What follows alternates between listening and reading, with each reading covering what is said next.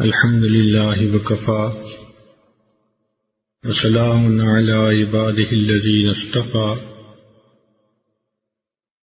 أما بعد أعوذ بالله من الشيطان الرجيم بسم الله الرحمن الرحيم أحسب الناس أن يتركوا أن يقولوا آمنا وهم لا يفتنون وَلَقَدْ فَتَنَّا الَّذِينَ مِنْ قَبْلِهِمْ فَلَيَعْلَمَنَّ اللَّهُ الَّذِينَ صَدَقُوا وَلَيَعْلَمَنَّ الْكَاذِبِينَ سبحان ربك رب العزة عما يصفون وسلام على المرسلين والحمد لله رب العالمين اللهم صل على سيدنا محمد وعلى آل سيدنا محمد وبارك وسلم اللهم صل على سيدنا محمد وعلى آل سيدنا محمد وبارك وسلم اللهم صل على سيدنا محمد وعلى آل سيدنا محمد وبارك وسلم انسانی زندگی ہوا میں رکھے ہوئے چراغ کی مانند ہے۔ جیسے ہوا میں رکھا ہوا چراغ ایک پل کا محتاج ہوتا ہے، انسانی زندگی بھی ایک پل کی محتاج ہوتی ہے۔ یہ دنیا فنا کے داغ سے داغدار ہے۔ چنانچہ جبریل علیہ السلام تشریف لائے نبی اسلام کی خدمت میں اور عرض کیا، اے اللہ کے پیارے محبوب صلی اللہ علیہ وسلم، عش ما شئت فإنک میت، جتنا چاہیں آپ زندگی گزاریں، ایک دن دنیا سے جانا ہے۔ وَأَحْبِبْ مَنْ شِئْتَ فَإِنَّكَ مُفَارِقُ، جس سے چاہیں محبت کریں، ایک دن جدا ہونا ہے۔ اس لیے نبی اسلام نے دنیا کے بارے میں فرمایا کہ کن فی الدنیا کأنک غریب او عابر سبیل، تم دنیا میں زندگی گزارو جیسے کوئی پردیسی ہوتا ہے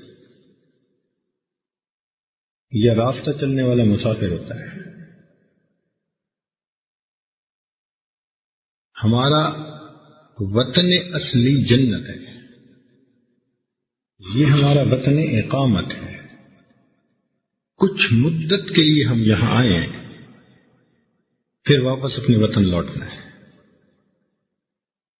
اب یہ جو تھوڑی سی زندگی ہے، یہ ہماری امتحان ہے۔ اس لیے فرمایا الدنیا دار المحن، دنیا امتحان گاہ ہے۔ یہ دنیا سیرگاہ نہیں، تماشا گاہ نہیں، قیام گاہ نہیں، آرام گاہ نہیں، یہ امتحان گاہ ہے۔ افسوس کہ ہم نے اس کو چراگاہ بنا لیا۔ جیسے جانور چرتے پھرتے ہیں، ہم بھی چرتے پھرتے ہیں۔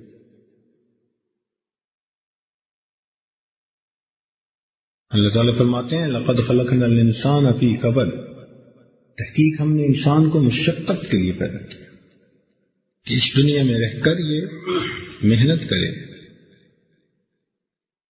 جب امتحان ہوتا ہے تو وہ کام کا وقت ہوتا ہے، آرام کا وقت نہیں ہوتا۔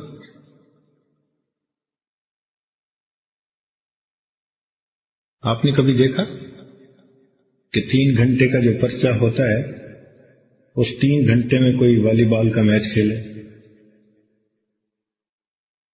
کہیں گے نہیں بھائی، یہ تو کام کا وقت ہے۔ یا 3 گھنٹے میں کوئی آدمی لیٹ کے سو جائے آرام مزے سے، کہیں گے یہ کام کا وقت ہے۔ جب امتحان سے فارغ ہوں گے پھر آرام کا وقت ہوگا، اور جب نتیجہ آئے گا تو وہ انعام کا وقت ہوگا۔ تو یہ دنیا کام کی جگہ، قبر آرام کی جگہ، اور جنت انعام کی جگہ ہے۔ تو انعام تو انہیں کو ملتا ہے نا جو امتحان میں اچھے نمبر لے۔ فرق اتنا ہے کہ دنیا کا امتحان اگر تو زبانی ہو تو 3 منٹ کا بھی ہو سکتا ہے کہ استاد نے 2 سوال پوچھے اور کہا جاؤ،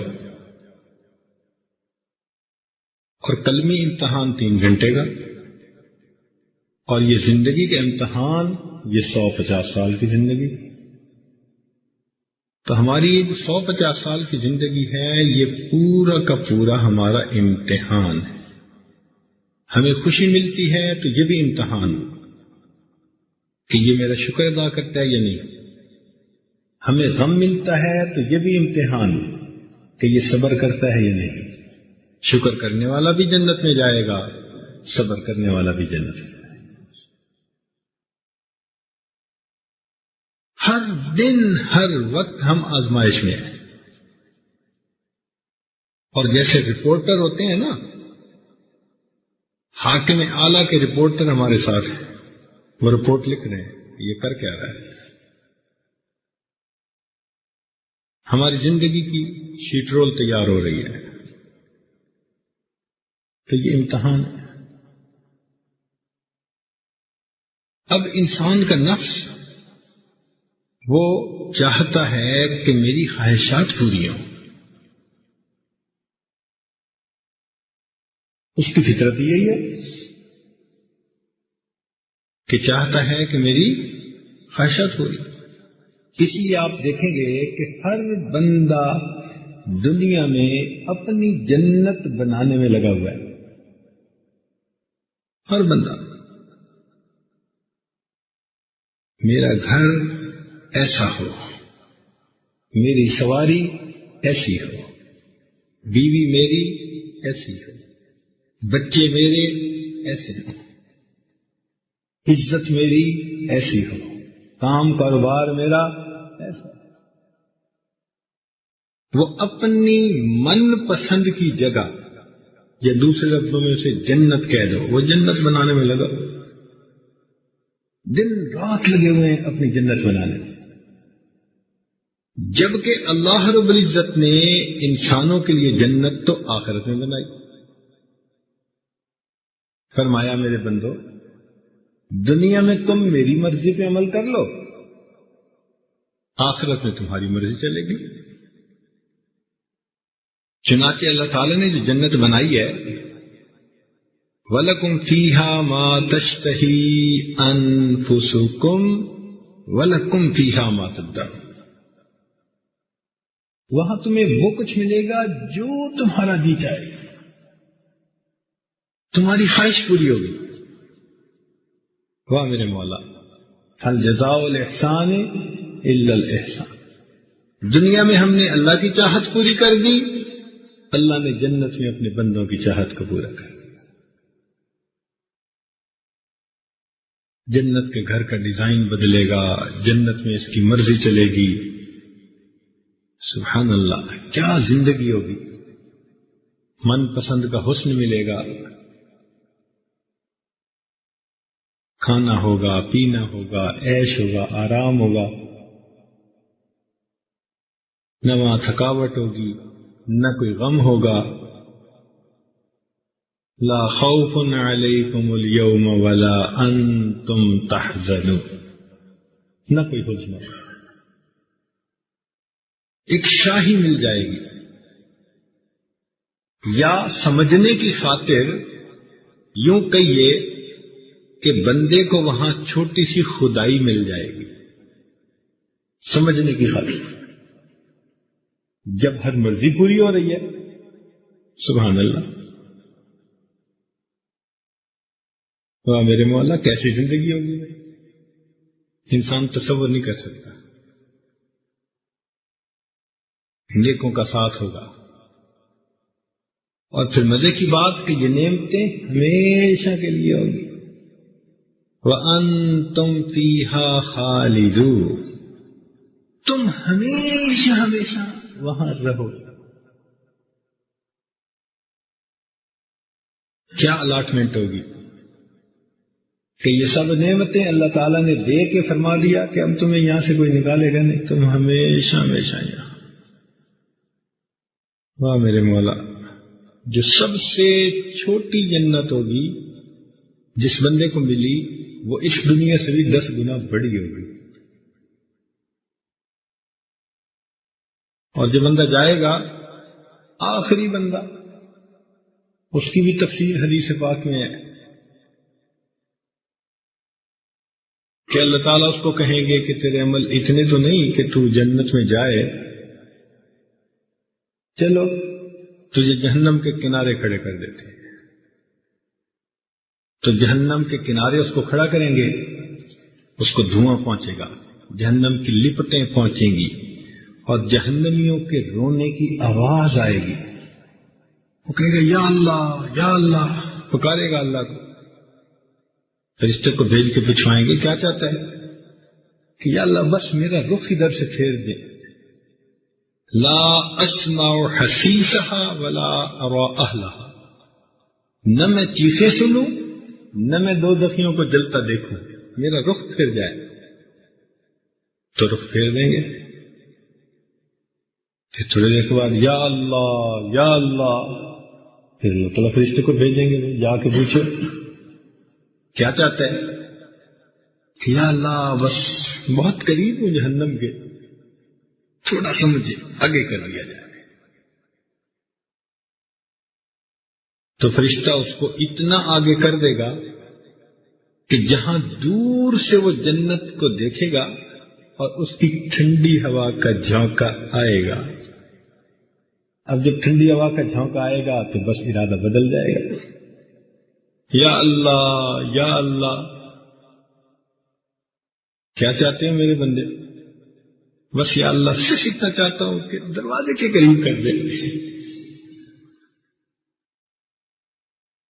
فرشتہ آئے گا اس کو دروازے کے قریب، اب جیسے ایئر کنڈیشن کمرہ ہو نا تو دروازے کے قریب جاؤ تو ٹھنڈ ملتی ہے، ٹھنڈک لگتی ہے، اس کو بھی جنت کی خوشبودار ہوائیں اور ٹھنڈی ہوائیں وہ لگے گی۔ اب دل للچائے گا کہ اندر ہوتا تو کیا مزے ہوتے، پھر کہے گا یا اللہ، لیکن مانگے گا کچھ نہیں۔ اللہ تعالیٰ فرمائیں گے میرے بندے میں جانتا ہوں تیرے اندر کیا ہے۔ اچھا اللہ آپ جانتے ہیں تو پھر دے دیں۔ تو اللہ تعالیٰ فرشتے کو فرمائیں گے اس کو جنت میں داخل کر دو۔ یہ آخری جنتی ہوگا جو سب سے آخر میں جائے گا، وہاں اس کو جنت ملے گی، اور جنت کو دیکھ کے حیران رہ جائے گا، دنیا سے 10 گنا بڑی جنت۔ اللہ تعالیٰ فرمائیں گے یہ تجھے دے دی، تو یہ سمجھے گا کہ میرے ساتھ مذاق ہو رہا ہے، کہے گا اللہ آپ زمین و آسمان کے مالک ہیں اور مجھ بندے کے ساتھ مذاق کہ 10 گنا بڑی جنت؟ فرمائیں گے نہیں، تو یہ 10 گنا بڑی جنت ہم نے عطا کر دی، یہ آخری جنتی ہے۔ تو پھر جو پہلے جائیں گے جنتی ان کی جنت کا کیا عالم ہوگا؟ واہ میرے مولا۔ تو بھائی جنت میں جو سب سے بڑی نعمت ہوگی نا وہ اللہ تعالیٰ کا دیدار ہے، سب سے بڑی نعمت۔ وَلَدَيْنَا مزید، اللہ تعالیٰ جنتیوں کو اپنا جمال دکھائیں گے۔ وہ کیسی ہوگی اللہ تعالیٰ کا دیدار؟ بے جہت، بے کیف، بے شبہ، بے مثال، بس ہوگا، اللہ جانے وہ کیا ہوگا، لیکن جنتی دیدار کریں گے، کیا مزہ آئے گا۔ سوچنے کی بات ہے کہ جس ذات نے حسن و جمال کو پیدا کر دیا اس کے اپنے حسن و جمال کا کیا عالم۔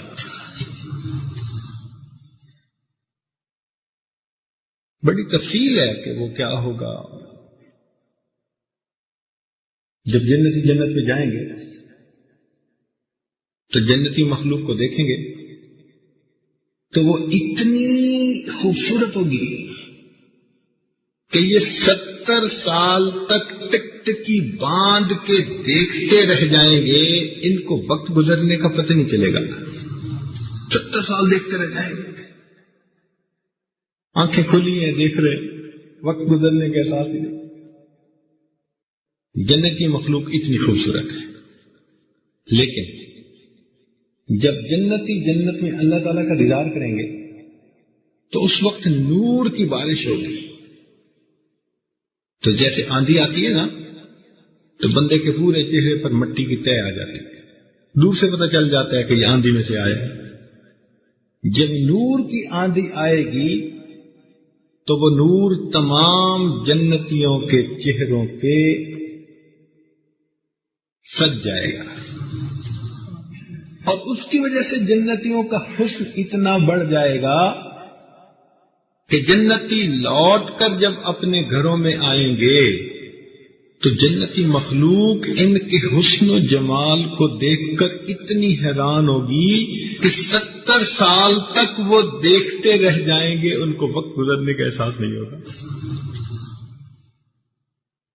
عام لوگ وہاں کے حور و غلمان کی خوبصورتی کو سن کے بڑے حیران ہوتے ہیں. بھائی نوکر نوکر ہوتے ہیں، مالک مالک ہوتے ہیں.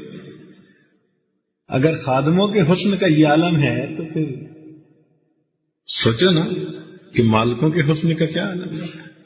بھائی اتنا فرق ہے کہ اللہ تعالیٰ چونکہ حیا کو پسند فرماتے ہیں، اور الحیاء شعبۃ من الایمان، تو حیا کا تقاضا یہ تھا کہ جنتی عورتوں کی خوبصورتی کو واضح نہ کیا جاتا. اس لیے آپ قرآن مجید میں پڑھ کے دیکھیں تو حوروں کے حسن کو واضح کیا گیا ہے. موٹی آنکھوں والی ہوگی، فلاں ہوگی، حورین ہوگی، فلاں ہوگی. لیکن مومنہ عورتوں کے بارے میں اتنا کہا گیا ہے کہ وہ اپنے خاوندوں سے محبت کرنے والیاں ہوں گی، بہت اچھی ہوں گی. موٹی سی باتیں کر دی گئی ہیں، ان کے حسن کو کھولا نہیں گیا. کیوں؟ مرد کو غیرت آتی ہے کہ میری بیوی کا تذکرہ کوئی اور کیوں کرے. تو اللہ تعالیٰ نے چونکہ حیا کو، غیرت کو پسند کیا، اس لیے مومنہ عورت کے حسن کو نہیں کھولا، حوروں کے حسن کو کھول دیا.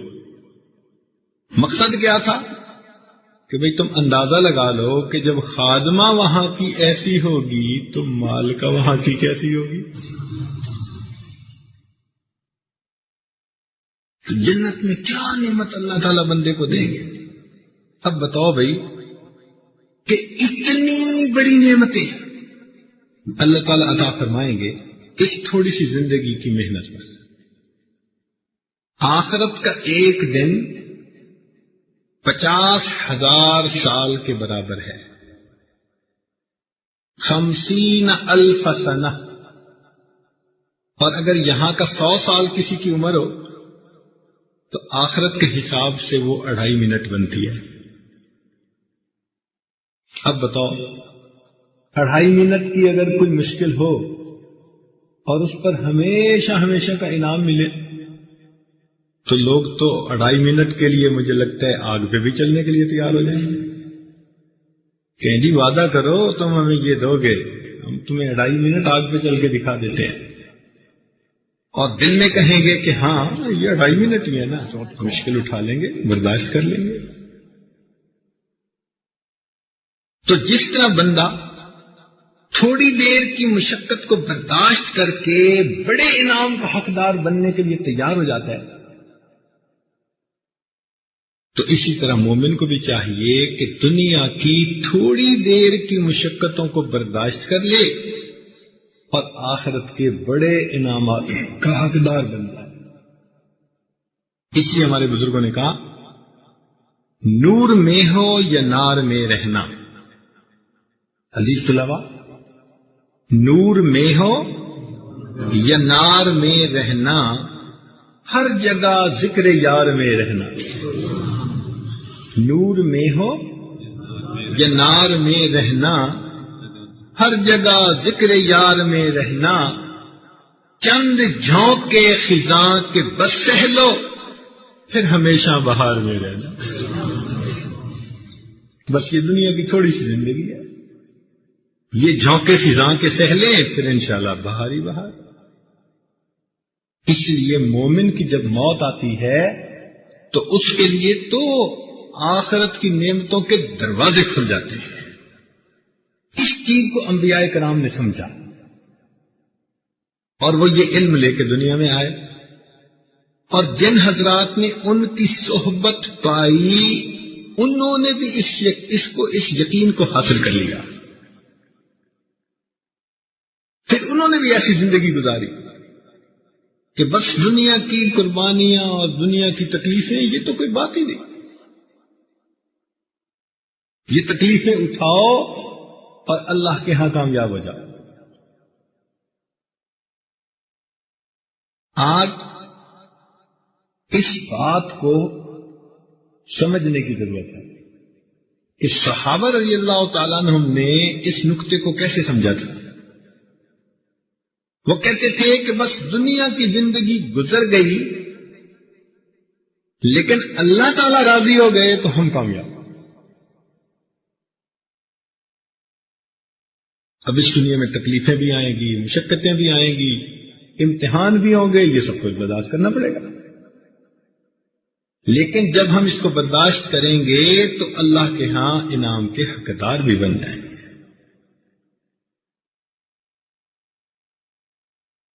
تو عقل مند بندہ وہی ہے جو حقیقت کو سمجھے کہ دنیا کی تھوڑی دیر کی یہ مشقتیں ہیں، 2.5 منٹ کی مشقتیں، اور پھر ہمیشہ ہمیشہ کی لذتیں۔ جبکہ دوسری طرف دیکھیں کہ جو لوگ عیش و آرام عیاشی کی زندگی گزارتے ہیں خلاف شریعت، تو وہ تھوڑی دیر کی لذتوں کے پیچھے اپنی آخرت کو ہمیشہ ہمیشہ کے لیے برباد کر بیٹھتے ہیں۔ ان کو کون عقل مند کہے؟ وہ تو بیوقوف لوگ ہیں۔ آج کسی چھوٹے بچے کو کہے نا کہ آپ کو ہم بسکٹ کھلاتے ہیں اور 2 تھپڑ لگائیں گے، تو چھوٹا بچہ بھی یہ سودا کرنے پہ راضی نہیں ہوگا، وہ کہے گا کہ بسکٹ کے پیچھے 2 تھپڑ، توبہ توبہ، میں تو نہیں کھاتا۔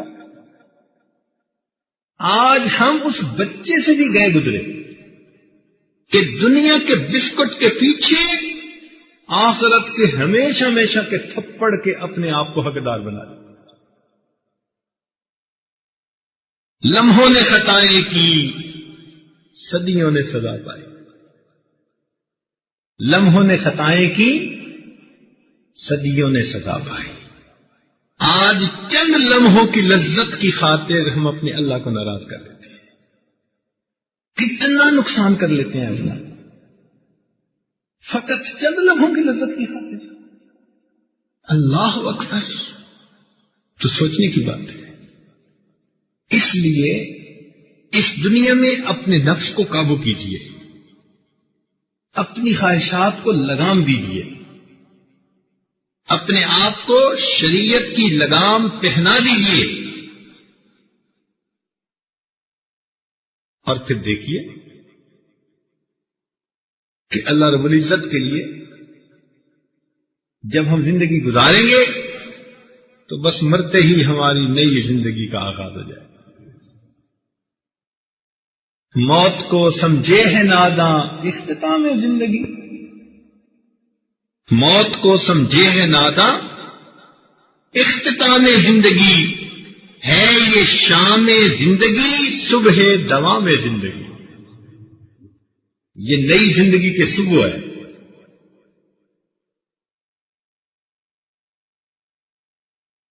اس لیے صحابہ رضی اللہ تعالیٰ عنہم وہ دنیا کی مشقتوں کو بہت خوشی خوشی برداشت کر لیتے تھے، جانتے تھے کہ ان مشقتوں کے بدلے آخرت میں اجر ہوگا، اور اگر ان کو دنیا میں آسانیاں ملتی تو وہ گھبراتے تھے کہ ایسا تو نہیں کہ ہماری نیکیوں کا بدلہ ہمیں دنیا میں ہی نہ کہیں دے دیا گیا۔ سیدنا عمر رضی اللہ عنہ کو جب پینے کے لیے شربت دیا جاتا تو روتے، آنسو شربت کے اندر گرتے، کئی دفعہ آنسو ملا شربت پیتے تھے۔ کسی نے پوچھا کہ امیر المومنین کیوں رو رہے ہیں؟ فرمایا مجھے ڈر لگتا ہے کہ کہیں میری نیکیوں کا بدلہ مجھے دنیا میں نہ دیا جا رہا ہو اور قیامت کے دن یہ نہ کہہ دیا جائے کہ عمر اذهبتم طیباتکم فی حیاتکم الدنیا واستمتعتم بها۔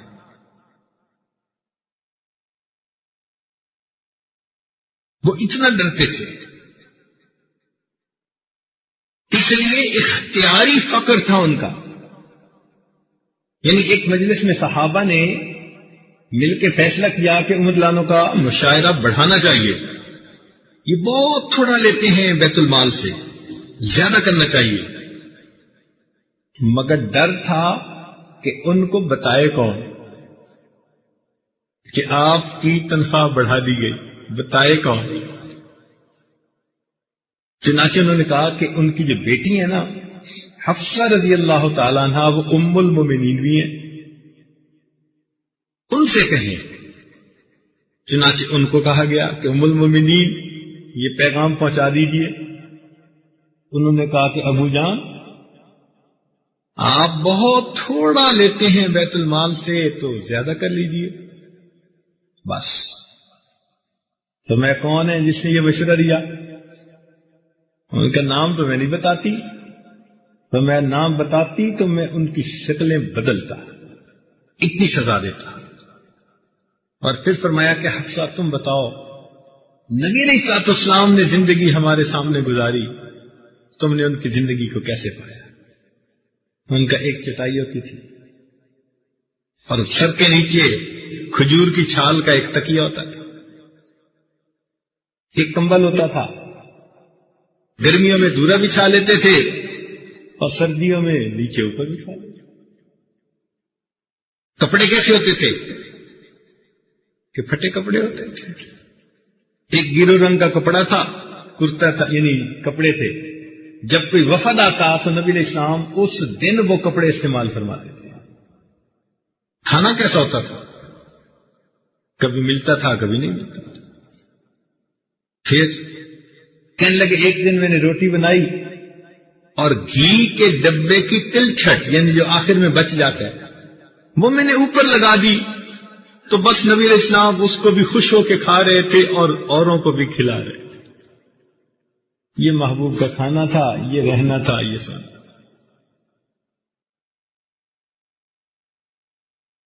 اس لیے کہ پتا تھا کہ یہ ظاہر میں تھوڑی دیر کی مشقتیں ہیں، پھر اس کے بعد ہمیشہ کی شاہی ہے۔ تو صحابہ رضی اللہ تعالیٰ عنہ نے اس بات کو سمجھ لیا، اس لیے ان کے لیے دنیا کی مشقتیں نہیں تھیں۔ انبیاء کرام کا یہ قافلہ دنیا کی لذتوں کے لیے نہیں رہتا تھا دنیا میں، بلکہ دنیا میں اپنے رب کو منانے کی خاطر زندگی گزارتا تھا۔ چنانچہ انہیں دین کی خاطر قربانیاں دینی پڑتی تھی۔ اور اللہ تعالیٰ فرماتے ہیں احاسب الناس، کیا انسان یہ گمان کرتے ہیں ان یترکو، کہ انہیں چھوڑ دیا جائے گا، ترک کر دیا جائے گا، ان یقولوا آمنا، اگر انہوں نے کہہ دیا کہ ہم ایمان لے آئے، وہم لا یفتنون، ان کو آزمایا نہیں جائے گا، وَلَقَدْ فَتَنَّ الَّذِينَ مِنْ قَبْلِهِمْ، ہم نے تحقیق ان سے پہلے والوں کو بھی آزمایا، فَلَيَعْلَمَنَّ الَّذِينَ صَدَقُوا وَلَيَعْلَمَنَّ الْكَاذِبِينَ، اور اللہ تعالیٰ ضرور بھی ضرور سچوں کو اور جھوٹوں کو الگ الگ کر کے رہے گا کہ سچے کون ہے، جھوٹا کون ہے۔ ہم آزمائے جا رہے ہیں، روز آزمائے جا رہے ہیں۔ ہم نے گناہ کیا، ثابت کر لیا اللہ ہم جھوٹے ہیں اپنے بات میں۔ ہم نے نیکی کی، ہم نے ثابت کر دیا اللہ ہم اپنی بات میں سچے ہیں۔ اب سچے جھوٹے کا پتہ چل رہا ہے، روز پتہ چل رہا ہے، آخر پہ نتیجہ نکال دیں گے۔ واقعی اس کی نیکیاں زیادہ، یہ سچا تھا، اس کے گناہ زیادہ، یہ جھوٹا تھا، مگر یہ زندگی کی ترتیب ایسی ہی تھی۔ چنانچہ نبی علیہ الصلوۃ والسلام ایک مرتبہ چٹائی پر لیٹے ہوئے تھے، چٹائی کے اوپر جب آپ اٹھے تو چٹائی کے نشان آپ کے جسم مبارک پر تھے، اور جسم پہ کرتا بھی نہیں تھا، تہ بند بندی ہوئی تھی۔ تو صحابی نے دیکھا تو اس کی آنکھوں میں آنسو آ گئے۔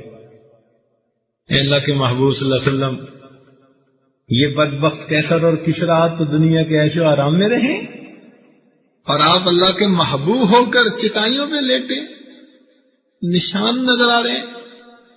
تو نبی علیہ السلام اٹھ کر بیٹھ گئے، فرمانے لگے کہ مجھ سے پہلے بھی انبیاء آئے اور انہوں نے دین کے لیے قربانیاں دی، ایسے بھی تھے کہ جن کو اللہ کے لیے، اللہ کے راستے میں لوگوں نے شہید کر دیا، اور ایسے بھی تھے کہ جن پر آرا چلا کے ان کو 2 ٹکڑے کر دیا گیا۔ اب بتائیں کہ زندہ جسم کے اوپر آرا چلا کے 2 ٹکڑے کیا جائے تو کیا ہوتا ہے؟ اور ایسے بھی تھے کہ لوہے کی کنگھیوں کے ذریعے سے ان کے جسم سے کھال اتار دی گئی، ان کے جسم کی بوٹیاں نوچ لی گئیں، اور انہوں نے سب کچھ برداشت کیا۔ آپ کہیں گے جی انبیاء، جی اور قریب دیکھ لیں، جن کو ایمان کی لذت مل جاتی ہے نا، اور یہ یقین ہو جاتا ہے کہ بس ہماری لذتیں آخرت میں ہیں، یہ امتحان ہے، وہ پھر ان چیزوں کو مشکل نہیں سمجھا کرتے۔ دیکھیے جادوگروں کو فرعون نے کہا، اچھا تم مل گئے ہو ان کے ساتھ، میں تمہاری مخالف سمت کے ٹانگ کو اور بازو کو کاٹوں گا۔ یعنی ایک سائیڈ کی بازو اور ٹانگ کو کاٹیں تو بندہ دوسرے سائیڈ کے بازو اور ٹانگ کے ساتھ کچھ حرکت بھی کر سکتا ہے، کہیں کھڑا بھی ہو سکتا ہے، کچھ کھا پی بھی سکتا ہے۔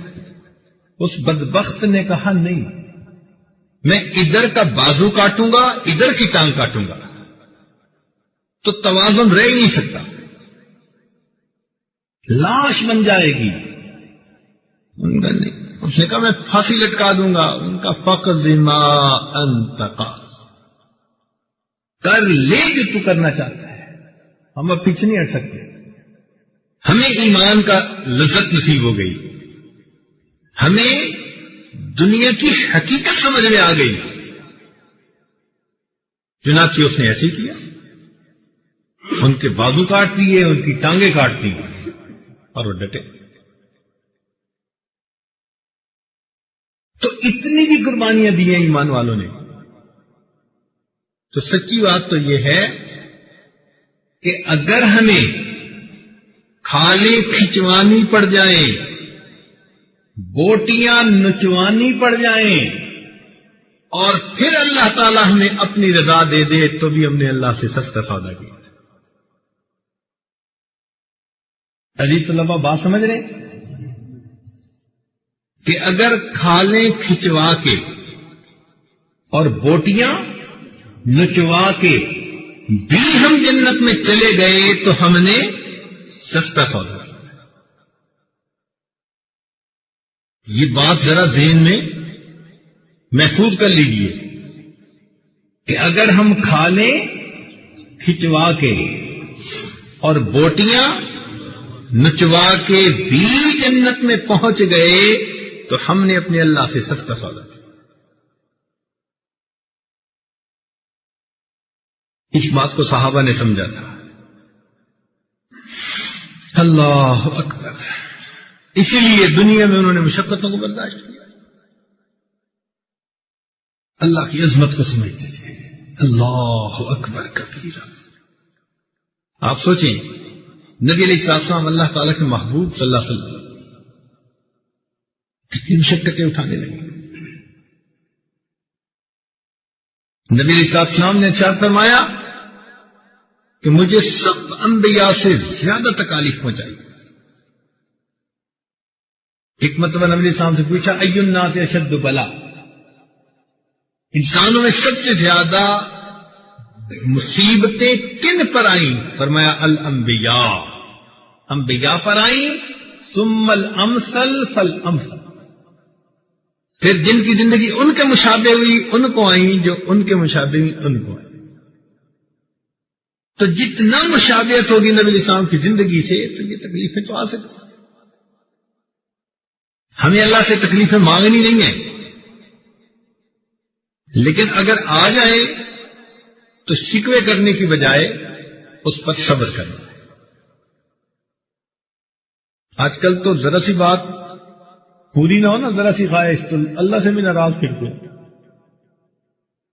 مجھے ایک بندہ ملا، نقل کفر نہ باشد، کہنے لگا جی میں نے تو فلاں چیز کے لیے بڑی دعائیں مانگی، دعائیں قبول ہی نہ ہوئی، ہم نے بھی نماز پڑھنی چھوڑ دی۔ اب بتاؤ، ہم نے بھی نماز پڑھنی چھوڑ دی، یعنی اللہ تعالی سے بھی ناز نخرے چل رہے ہیں ان کے، اللہ کی عظمت کو انہوں نے سمجھا ہی نہیں۔ اللہ اکبر کبیرہ۔ نبی علیہ الصلوۃ والسلام کو کیا مشقتیں اٹھانی پڑی، یعنی آپ صلی اللہ علیہ وسلم سجدے میں گئے اور کافروں نے اونٹ کی اوجڑی، گندگی بھی ہے، نجاست بھی ہے، بو بھی ہے، بوجھ بھی ہے، اوپر لا کر رکھ دی، اور اتنا بوجھ کہ نبی علیہ الصلوۃ والسلام اٹھ نہیں سکتے، سجدے میں ہی پڑے ہوئے۔ پتہ نہیں کتنا وقت گزرا ہوگا، سوچیں۔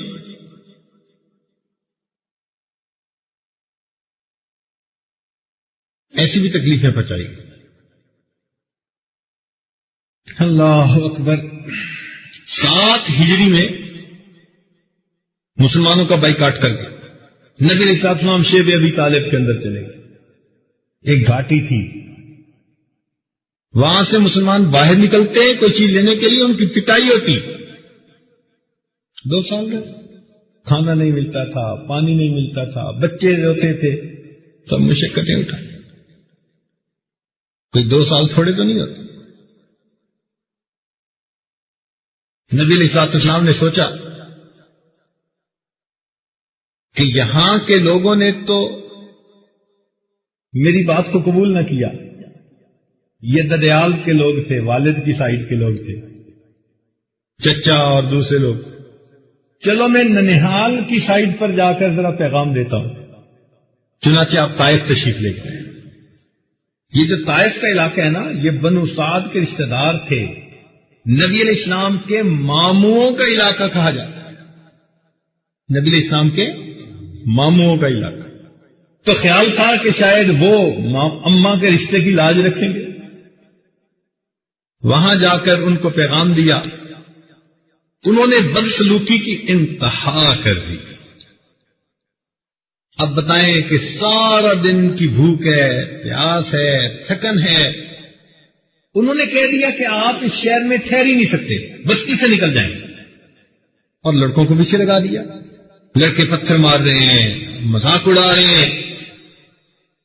کتنی انسان کے اوپر کیفیت عجیب ہوتی ہے، حتیٰ کہ نالین مبارک میں بھی خون آ گیا۔ اور اس حال میں اللہ کے نبی طائف کی بستی سے باہر نکلے کہ نہ ددیال والوں نے اپنا ساتھ دیا، نہ ننہال والوں نے ساتھ دیا۔ تو دل کیا کہہ رہا ہوگا کہ میرا کوئی نہیں، اللہ تیرے سے۔ نبی علیہ السلام تھکے ہوئے ہیں، کھجوروں کا ایک باغ ہے قطبہ شیبہ کا، تو نبی علیہ السلام اس باغ کے باہر اکیلے تنہا اکیلے بیٹھ گئے، طبیعت اداس ہے، غم زدہ ہے۔ اور اس موقع پہ نبی علیہ السلام نے پھر ایک دعا مانگی ہے، وہ دعا تو سونے کی سیاہی سے لکھنے کے قابل ہے۔ اس دعا کو پڑھ کے پتہ چلتا ہے کہ واقعی لسان نبوت ہی سے یہ دعا نکل سکتی ہے، کسی اور کی پرواز ایسی نہیں ہو سکتی۔ یہ ایک نبی علیہ السلام ہی کی شان ہے کہ ان کی زبان سے ایسی دعا نکلے۔ کتنی عاجزی کے ساتھ کوئی اور ہوتا تو احسان جتلاتا، اللہ میں نے یہ بھی کیا اور یہ بھی کیا اور تو نے مجھے کھانا بھی نہ دیا اور پینا بھی نہ دیا اور یہ میرا حال ہو گیا. نہیں، وہ اللہ رب العزت کی عظمت کو جانتے تھے، لہذا وہاں بیٹھ کر انہوں نے اللہ تعالی سے دعا کی. دعا کے الفاظ ذرا پڑھا کریں اور لطف لیا کریں. کتنی عاجزی بندے کی نظر آتی ہے اور کتنی اللہ کی عظمت سمجھ میں آتی ہے. نبی صاحب نے فرمایا اللہم انی اشکو الیک ضعف قوتی وقلت حیلتی وہوانی علی الناس. اے اللہ، میں آپ ہی کے سامنے شکوہ کرتا ہوں اپنی کمزوری کا، اپنی بے کسی کا اور لوگوں میں اپنی بے بسی کا. اپنی کمزوری کا، اپنی بے کسی کا اور لوگوں میں اپنی بے بسی کا. کیا چن چن کے لفظ استعمال کیا، الفاظ کا انتخاب بتا رہا ہے، الفاظ کا چناؤ بتا رہا ہے کہ واقعی یہ افصح العرب کی زبان سے نکلی ہوئی دعا ہے. ضعف قوتی وقلت حیلتی وہوانی علی الناس. پھر فرمایا یا ارحم الراحمین، اے سب رحم کرنے والوں سے زیادہ رحم کرنے والے، انت رب المستضعفین، آپ کمزوروں کے پروردگار ہیں. وانت ربی، اور میرے بھی تو آپ ہی پروردگار ہیں، کمزوروں کے پروردگار. کیسے اللہ کی رحمت کو کھینچا جا رہا ہے، کیسے اللہ کی عظمت بیان کی جا رہی ہے تاکہ اللہ کی رحمت کے دروازے کھلیں اور رحمت کی بارش چھم چھم برسے. پھر فرماتے ہیں الی من تکلنی، اللہ آپ مجھے کس کے حوالے کرتے ہیں؟ الی بعید یتجہمنی ام الی عدو ملکتہ امری. اے اللہ، آپ مجھے اجنبی کے سپرد کرتے ہیں جو میرے ساتھ ترشرو ہوتا ہے، یا مجھے دشمن کے حوالے کرتے ہیں، آپ نے اس کو میرا والی بنا دیا، میرے اوپر اختیار دے دیا. پھر آگے ایک عجیب بات کہی، ان لم یکن بک علی غضب فلا ابالی. اے اللہ، اگر آپ مجھ سے ناراض نہیں ہیں تو مجھے کسی بات کی پرواہ نہیں. دیکھا، یہ مشقتیں اٹھا رہے ہیں، یہ تکلیفیں اٹھا رہے ہیں، اور پھر یہ کہہ رہے ہیں کہ اللہ ان لم یکن بک علی غضب فلا ابالی، اگر آپ مجھ سے ناراض نہیں ہیں اللہ مجھے اس کی کوئی پرواہ نہیں. ولیکن عافیتک ہی اوسع لی، لیکن اے اللہ تیری حفاظت ہی تو میرے لیے کافی ہے. اعوذ بنور وجہک الذی اشرقت لہ الظلمات. اے اللہ، میں تیرے چہرے کے اس نور کے طفیل جس سے کہ ظلمتیں روشن ہو گئی، میں تیری پناہ مانگتا. کیا عجیب بات کہی، اعوذ بنور وجہک الذی اشرقت لہ الظلمات. اللہ، تیرے چہرے کے اس نور کے طفیل جس سے ظلمتیں روشن ہو گئی، اے اللہ میں تیری پناہ مانگتا. وصلح علیہ امر الدنیا والآخرہ، اور جس سے دنیا اور آخرت کے سب امور صحیح ہو گئے. اے اللہ، میں اس بات سے تیری پناہ مانگتا ہوں کہ ان تنزل بی غضبک، کہ آپ کا غصہ میرے اوپر نازل ہو، او یحل علی سخطک، یا اللہ آپ مجھ سے ناراض ہو. میں آپ کی پناہ مانگتا ہوں. لقد عتبا حتی ترضا، جب تک آپ راضی نہ ہو جائیں، آپ کو راضی کرنا ضروری ہے. ولا حول ولا قوت الا بک، اللہ نہ کوئی طاقت ہے نہ کوئی قوت ہے تیرے سوا. کتنی عاجزی کی دعا مانگی ہے نبی، اس لیے کہ وہ اللہ رب العزت کی عظمتوں کو جانتے تھے. وہ سمجھتے تھے کہ دنیا کی یہ چھوٹی سی قربانیاں اور مشقتیں یہ سب آسان ہیں ان نعمتوں کے مقابلے میں جو اللہ ایمان والوں کو جنت میں عطا کرے گا. تو قیمت تو دینی پڑتی ہے ہر چیز کی. جو ہمیں دنیا میں مشقتیں اٹھانی پڑتی ہیں، مصیبتیں اٹھانی پڑتی ہیں، نفس کے خلاف مجاہدے برداشت کرنے پڑتی ہیں، یہ ہم آخرت کی قیمت چکا رہے ہوتے ہیں. اس لیے جب صحابہ کو یہ بات سمجھ میں آ گئی تو بس اس وقت ان کے لیے سب مشکلیں آسان. کیا کیا صحابہ نے قربانیاں دی. اگر کبھی آپ واقعات صحابہ پڑھیں نا کہ ان کے اوپر کیا مشقتیں آئیں، اللہ پہلی امتوں پہ بھی آئیں. اللہ تعالیٰ فرماتے ہیں مستہم البأساء والضراء وزلزلوا، ان کو تنگدستی پریشانی نے اپنی لپیٹ میں لے لیا.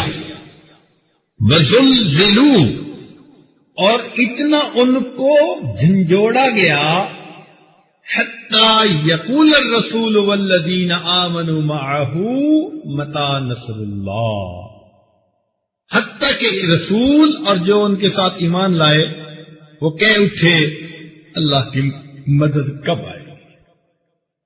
تو اتنا تو آخری پوائنٹ تک ان کو آزمایا گیا.